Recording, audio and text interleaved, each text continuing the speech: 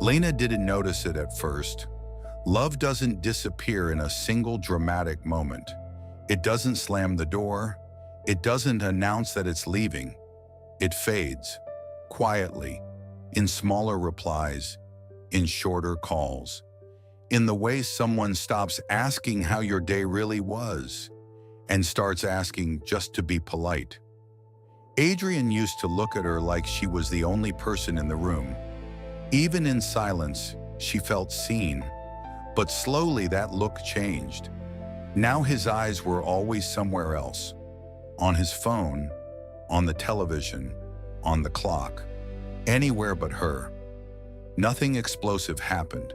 There was no betrayal, no screaming fight, no dramatic goodbye, just distance. And distance is dangerous because it feels harmless in the beginning. It starts small, a delayed reply, a canceled plan, a maybe tomorrow, and tomorrow becomes next week. Lena told herself she was overthinking. She didn't want to be too much, so she adjusted.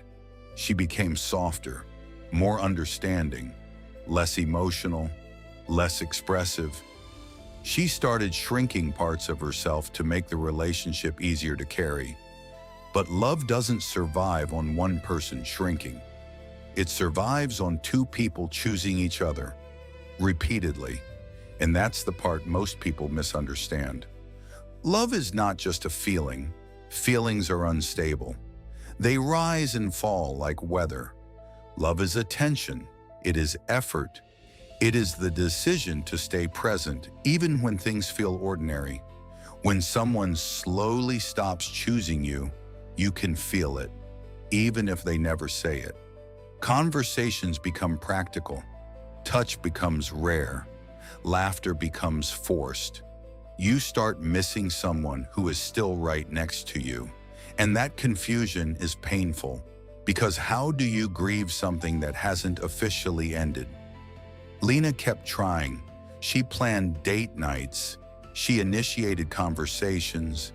She asked what was wrong. Adrian always said, "Nothing." And maybe that was the problem. Sometimes love doesn't die because of hatred. It dies because of neglect, because comfort turns into complacency, and complacency slowly erases effort. People don't wake up one day and decide to stop loving you. They just slowly stop investing. They stop being curious. They stop being intentional. They stop protecting the connection. And without protection, love weakens. The hardest part? There's rarely a clear moment where you can say that's when it broke.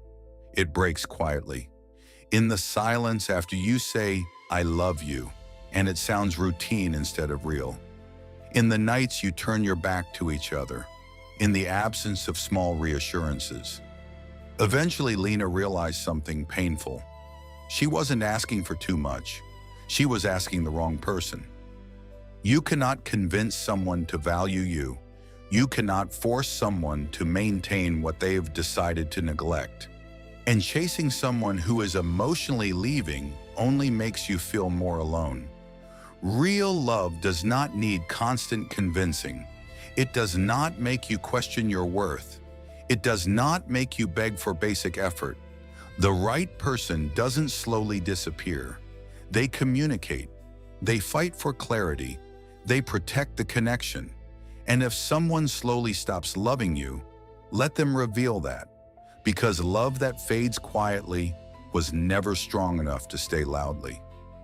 Lena stopped chasing, not because she stopped caring, but because she started respecting herself. And sometimes the moment you stop trying to hold someone in place is the moment you realize you deserve someone who never planned to leave.